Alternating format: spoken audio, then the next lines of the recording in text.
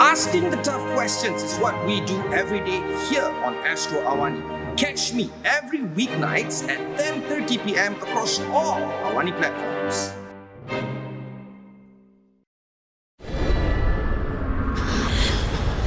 Aku nak tahu siapa nak cuba frame aku ni.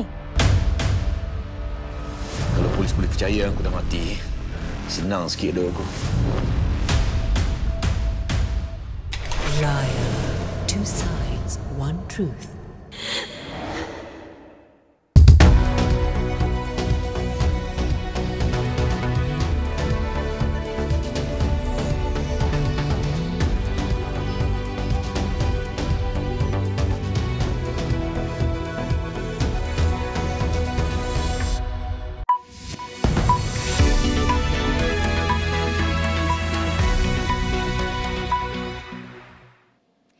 Good evening. You are tuning into AWANI Tonight with me, Cynthia Ng.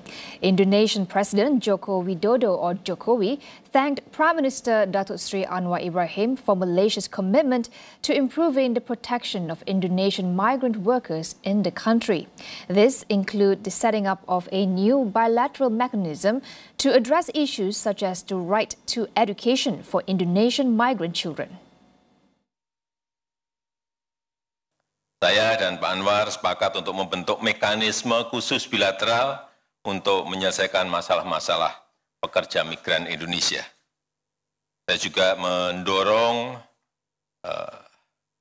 Community Learning Center di Semenanjung segera diwujudkan dan juga WNI yang ada di depo imigrasi juga bisa segera dipulangkan serta one channel system harus dioptimalkan. Jokowi, who is on an official visit to Malaysia, also welcomed the solution reached by the two countries regarding the maritime border disputes in the Sulawesi Sea after 18 years of negotiations.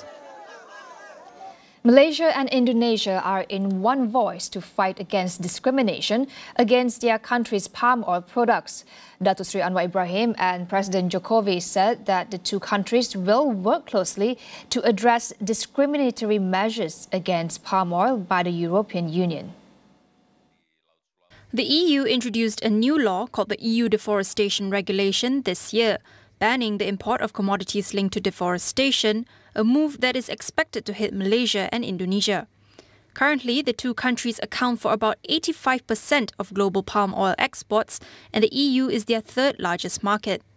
Deputy Prime Minister Fadillah Yusof, together with the Malaysian delegation and counterparts from Indonesia, had last month reportedly met with leaders of the EU Commission and its Parliament to negotiate the terms of the upcoming law. UMNO Youth wants DAP to apologize for making allegations against the party in the past. Speaking at the UMNO General Assembly, Youth Chief Dr. Muhammad Akmal Saleh said DAP should prove its sincerity about working with UMNO by first admitting that it had made irresponsible allegations against it. He added that if DAP could fly to Sarawak to meet Gabungan Parti Sarawak GPS to apologize when forming the unity government, they could do the same with UMNO. He said the request for an apology from DAP leaders had to be made immediately before heading into the state polls, which would pacify the hearts of the UMNO grassroots. UMNO President Datuk Seri Ahmad Zahid, however, said that there was no need for DAP to apologize as it had already agreed to respect Malay rights and the position of Islam, the Malay rulers and the Malay language. Perkara itu tak perlu timbul lagi kerana mereka telah menyatakan perkara ini beberapa kali dan malah di dalam perundingan kita untuk membentuk kerajaan ini pun perkara itu menjadi syarat utama pada kita dan mereka bersetuju 100% dan tidak perlu kita ulangi perkara yang telah mereka persetujui.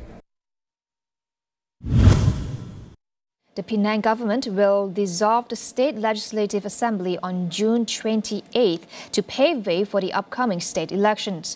Chief Minister Chow Kon Yeow says he will present the matter to Penang Governor Tun Ahmad Fuzi Abdul Razak soon. Chow, who is also State Pakatan Harapan chairman, said seat negotiations with Barisan Nasional were being conducted at national level. Penang has a total of 40 state seats, with 33 currently held by Pakatan, 2 by UMNO, 1 by PAS, and another 4 vacant seats. Apart from Penang, Pakatan held Selangor and Negeri Sembilan, as well as PAS-led Kedah, Terengganu and Kelantan, did not hold their state polls simultaneously with the 15th general elections last year. The overnight policy rate, OPR, must be adjusted in line with the strengthening economy. Bank Negara Governor Tan Sri Nur Syamsiah Muhammad Yunos says that the measures are needed to ensure that broad macro policies match the country's economic realities. Nur Syamsiah said the domestic economic activities have already exceeded pre-pandemic levels. She, however, did not disregard global uncertainties, as well as the many Malaysians who are still facing economic challenges. She stressed that more targeted measures are in place to help those struggling to meet monthly loan repayments. Separately, the governor noted that the ringgit has come under renewed pressure. She said structural reforms are needed to strengthen the country's growth prospects and encourage more investment opportunities. This is to increase demand for the ringgit and secure a more enduring appreciation for its value over time. The government has decided to float the price of eggs and chicken from July 1st. Agriculture and Food Security Minister Datuk Seri Muhammad Sabu says the ban on chicken exports will also be lifted at that time. Muhammad Sabu said the move would enable farmers to generate revenue from the export market and contribute to the country's cash flow. Poultry producers would be able to export live chicken and chicken parts, but not day-old chicks.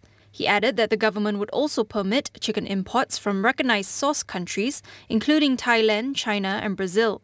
As for egg imports, the permitted source countries are Thailand and Ukraine. Muhammad Sabu also announced that the subsidies for poultry producers will also end beginning next month. Over 336,000 Form 1 female students from the 2020 to 2022 cohort have yet to receive their human papillomavirus or HPV vaccine jab. Health Minister Dr. Zaliha Mustafa says her ministry is committed to ensuring all female students from the 2021, 2022 and 2023 cohorts receive the vaccine before they graduate from school.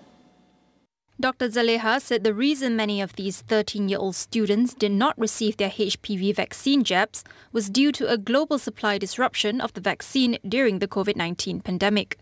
Dengan menggunakan baki stok vaksin yang ada pada kita untuk tahun 2020, seramai 34,933 orang, iaitu hanya 15.7% sahaja murid perempuan tingkatan 1 kohort tahun 2021 telah menerima dos vaksin pertama sahaja. Ini bermakna masih ada lagi 187,151 orang atau baki 84.3% yang belum menerima vaksin HPV pada untuk kohort tahun 2021. She added that in 2022, the price of the HPV vaccine had increased sixfold, and only 100,000 doses of the HPV vaccines were procured in December last year. This means that a total of 187,151 students, or the remaining 84.3%, had not received the HPV vaccine for the 2021 cohort. She, however, said that her ministry had distributed all procured vaccines to the states to be given to Form 1 students from the 2021 cohort who have yet to receive them. Pakatan Harapan's Yeo Bee Yin on Thursday had asked about the status of the HPV vaccination in Parliament for more than 500,000 girls who missed their jabs from 2020 to 2022. We'll go for a quick break. Stay tuned for more.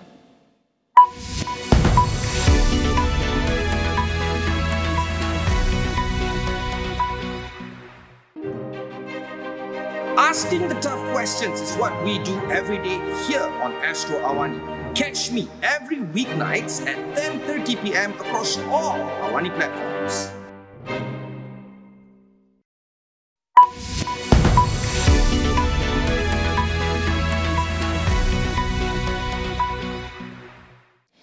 Singapore has issued apologies over statements made by stand-up comedian Jocelyn Chia recently in New York.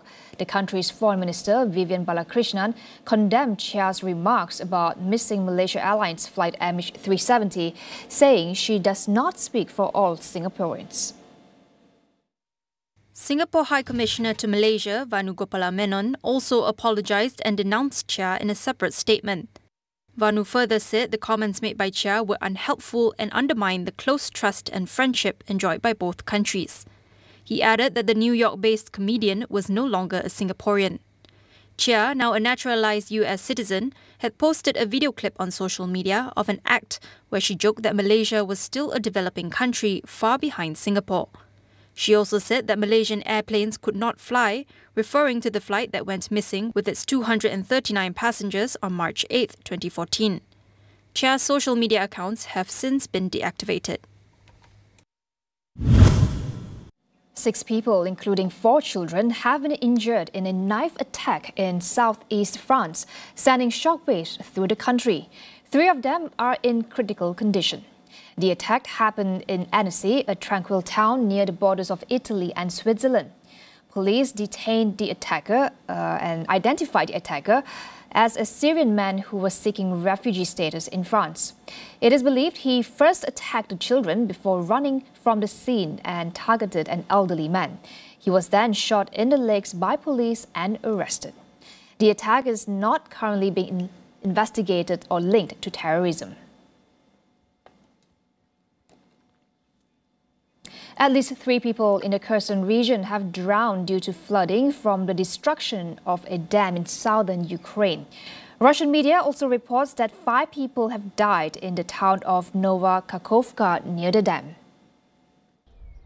The Red Cross has also warned that landmines were dislodged when the dam was breached. It said the mines had shifted location following the floods, moving downstream into populated areas. Most of the landmines are also victim-activated, meaning they are usually triggered by people stepping on them. Ukrainian President Volodymyr Zelensky visited the flood-hit region after criticizing the United Nations and Red Cross for not helping with relief efforts. At least 4,000 people have been evacuated on both sides of the Dnipro River, which has become part of the front line between Russian and Ukrainian forces in the 15-month-old war. But officials say hundreds of thousands of people remain without drinking water, with the Ukrainian army using drones to drop bottles to residents. Australia has announced it will introduce a national ban on Nazi symbols in an effort to crack down on far-right groups. Public displays of the swastika and SS symbols will be punishable by up to a year in prison. However, the new laws will not cover the Nazi salute. Nazi symbols are already banned in many states, but this means they won't be allowed anywhere. The ban includes the trade and public display of flags, armbands, T-shirts, insignia, and the publication of symbols online promoting Nazi ideology. We will no longer allow people to profit from the display and sale of items which celebrate the Nazis and their evil ideology. The move comes amid a resurgence in far-right activity. In March, a group of neo-Nazis appeared at a rally in Melbourne and performed Nazi salutes on the steps of the Victorian Parliament. The event triggered a political backlash, with calls for greater efforts to tackle displays of Nazi regalia.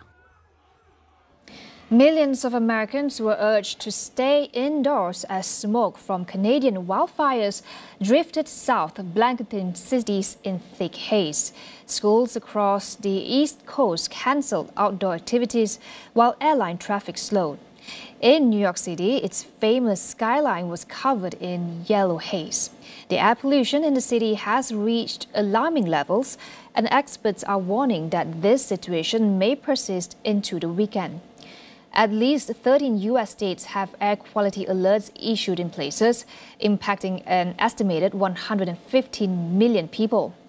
The smoke originating from over 400 wildfires in Canada has been moving southward, blanketing the entire northeastern coast.